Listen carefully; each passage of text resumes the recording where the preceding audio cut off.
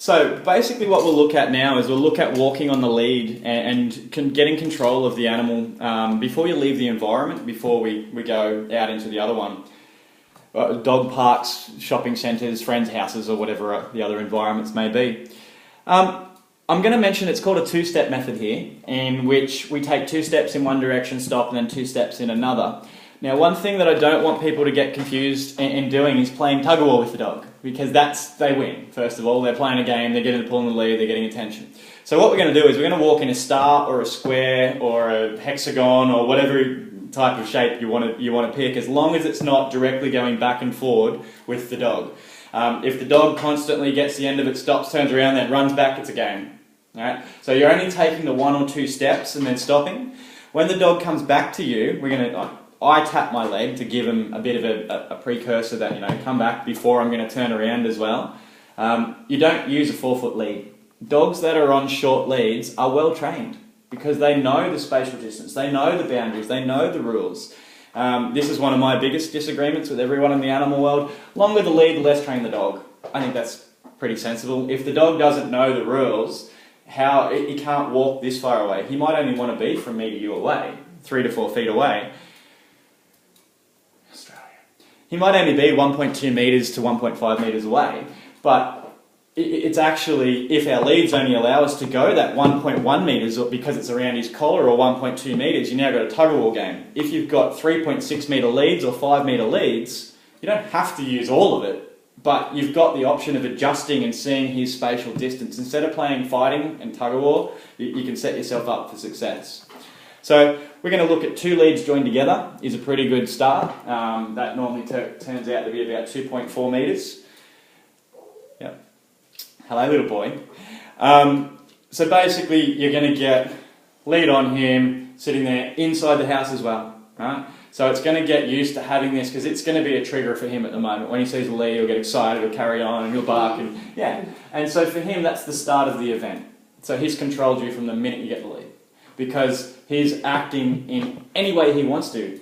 I don't want to stop him barking, jumping, biting, getting excited, or doing any of that stuff. But they need to get excited when we tell them to, jump where we say they can, bark at things that's appropriate, and stuff like that. You don't want to suppress any of their natural behaviour, but we want to curb it. By him getting excited is great for me, because it means he loves us. It means he's interested and wants to interact and wants to go and do things.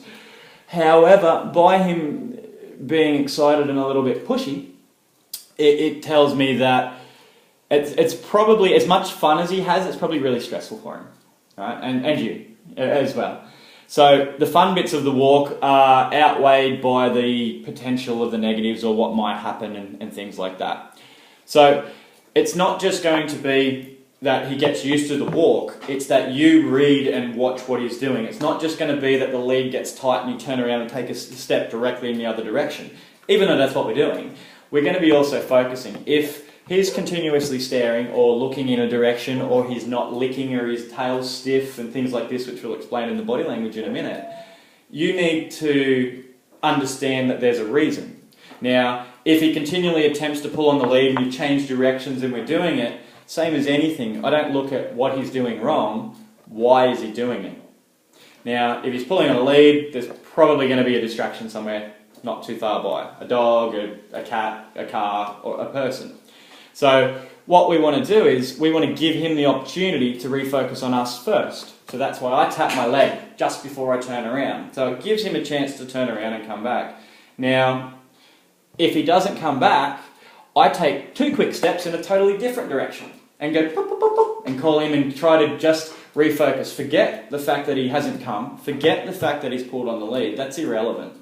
If you only focus on what you want him to do, that's what he'll do. When we keep focusing on, no, don't do this, no, stay out of the garbage bin, no, stay away from that dog. A quick example that I'll give you for that, boys and girls at home. Imagine if you've got, you walk into a brand new person's house and they say, welcome to my house, you can touch everything here, just stay out of that cabinet. Right. I just want you to stay out of that cabinet, but you can touch everything else here. What are we thinking? What is in the cabinet? And I'm going to touch the cabinet. So when we say to these dogs, no, no, no, stay out of the bins, leave that, stop that, that's fine. But what if we did it this way? Welcome to my house. Now, in that cabinet there's some things that if you go over there, we're not going to get to hang out and talk, and you're going to have to leave, and we're not going to get to have any fun. But we've got an Xbox, we've got some TV, we've got some videos, we've got books and games. Anything else you want to use here, we can have as much fun as you want. Now, would you like to use an Xbox? Are you thinking about what's in the cabinet? You're thinking that if you do that, you're going to lose all the rest of whatever else is there. You might still have, as we do, human nature and animal, intuition or instinct or being a brat. Basically wanting to go and look at that. So understand that they've still got curiosity. We've still got curiosity. But if we can't curb that and we're not interesting enough or able to focus them on something else, it's our fault. If a kid can't read, it's the teacher's fault. It's not the kid's fault, is it? If the kid's never been taught to read, and then the kid's sitting in the class with the teacher and every other kid in the class learnt to read, but that kid still doesn't know how to read, is it the kid's fault? No. How can the kid learn to read without being instructed? If the kid isn't learning to read from the teacher's methods and the things that have been done and shown, that's not the teacher's fault either. Right? It's not about laying blame, it's about finding a solution. So if that teacher can't find a way to help that kid learn to read, or dog trainers can't get your dogs to stop doing it, or you can't stop your dog from going in a garbage bin or destroying something else, you need to change the methods. You need to change the way you approach it, and it's 100% of the time us. It is nothing to do with the dogs. Now that doesn't mean we've done anything bad to the dogs. Like when I turn up to a dog that's in a cage and it might have been just neglected, not abused, not anything else, left on a rope in the backyard for 10 years. When I get to that dog, that's not the dog's fault for jumping up. And I go in there with the same approach that I do with every other dog, so it's not that initial approach. What needs to happen then for that dog is it needs to be individually tailored for what it is. If you've got any good method, it will actually have a flow-down effect, which there will be something to fall into every single problem that follows through. So, if it's not working, try something else. And if that doesn't work, try something else. And for everyone who says, oh, but I've tried this. So if your kids couldn't read, would you just say, okay, they don't need to read for life? Of course we wouldn't. We'd keep trying. So, when you're discussing stuff with your dog trainers, boys and girls,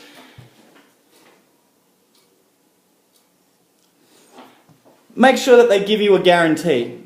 If there's no guarantee that the services will work, or that there will be continuing services at no further cost, maybe you need to have a look at someone else. So what we're going to look at now is basically developing a way in which we can get Jabon to start walking here, start understanding what we want and start looking at what he's doing.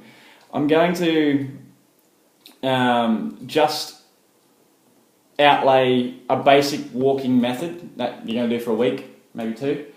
It's going to suck a little bit in regards to you're not going to get to walk from here to the dog park like you normally would, or from here to wherever, but set yourself up for success. If you want to go for a walk in a park, drive somewhere to a new park, right? Yeah. Sorry. No, it's all good. It's my alarm. It's all good.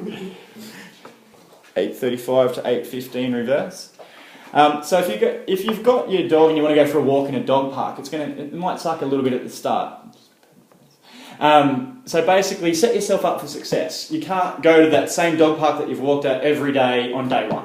But if you really want to walk in a dog park and they're behaving in the backyard, in the front yard, and around your house here, then go to a brand new park, somewhere random, okay? Because it's new for him. It's new for you. You don't have your preconceived notions on this is going to happen. You know the dogs, you know the people, you know the area. You've got to set him up for success inside of ourselves as much as it is for him. So we're going to practice at home by having him on a lead whenever we're around. Not hanging onto the lead, just leave it sitting on him, dragging around. Try not to, especially if you've got polished floor, tiles, carpeted areas, anything else along those lines. Please make sure that you don't have a metal end dragging on the ground.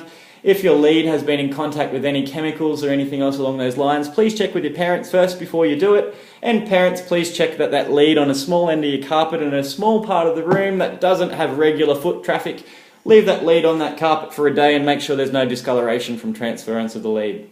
Now I've covered myself with my legal butt. Basically all you got to do, put the lead on the dog. Alright? So when you're at home, he gets used to it coming around. Take it off, put it on, take it off. Whenever you go near him, it's just dragging on there. Try to set it up so that, here's a dog, he's going to get caught. We're going to have a look at his collar and change that for you.